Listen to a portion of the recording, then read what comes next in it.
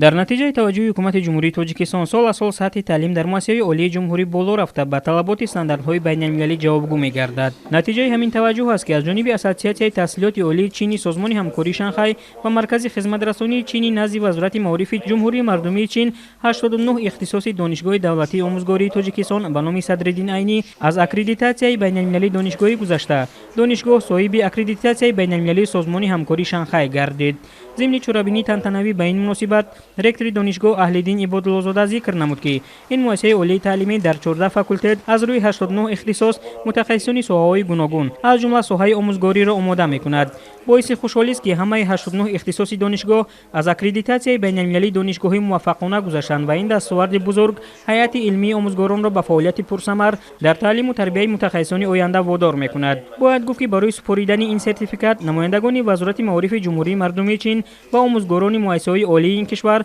به تاجیکستان آمدند. شهادتنامه در وضعیت تنتنوی به رهبریت دانشگاه آموزگاری سپرده شد.